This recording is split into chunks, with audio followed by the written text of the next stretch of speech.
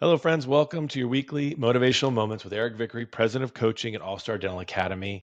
This week, we're going to focus on establishing your team culture commandments. This will be a two-part series, one on establishing and one on maintaining next week.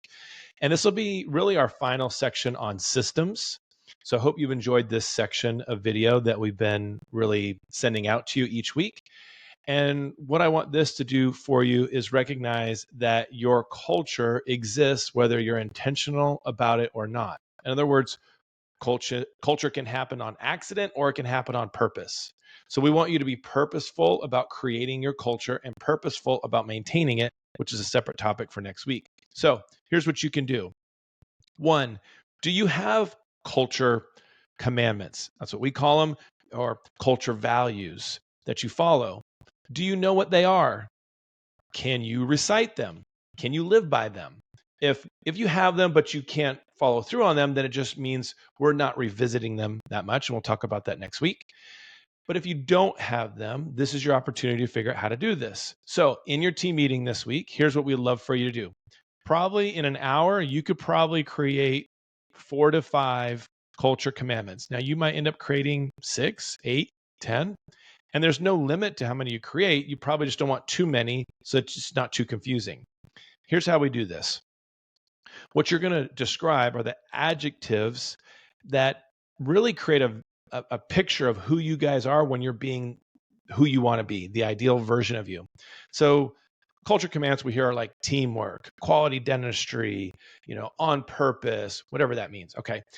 Now, as you lay out these singular words or phrases, you need to define them. And I think that's the part where a lot of people miss. They'll have these phrases on the wall that'll say teamwork and they'll say quality, whatever. But they don't really decipher what does that look like? How is that played out? So here's what I'd like you to do. As you create your culture commandments this week, try to create at least 2 of them, if not 4 or 5 of them in about an hour. Here's what you'll do.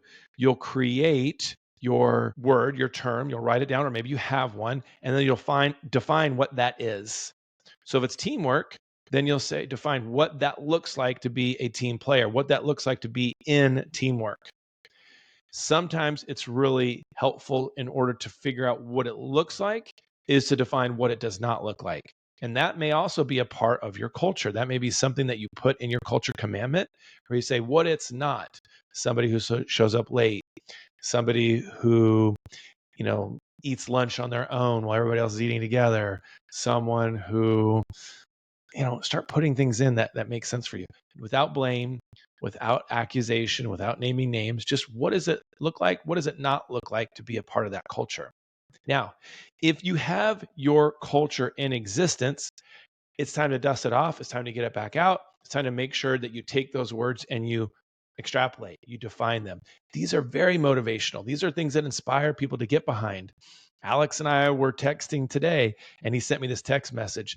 And I said, I can get behind that. That's a culture that I love that we create that I can get behind. And it was basically, we love pouring into people.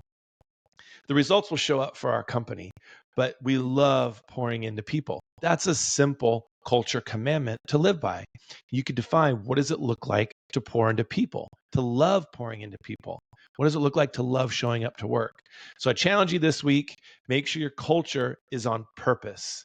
Have a wonderful week. And if you want some help with this, reach out to Heather at allstardentalacademy.com and we'll help you get these things set up.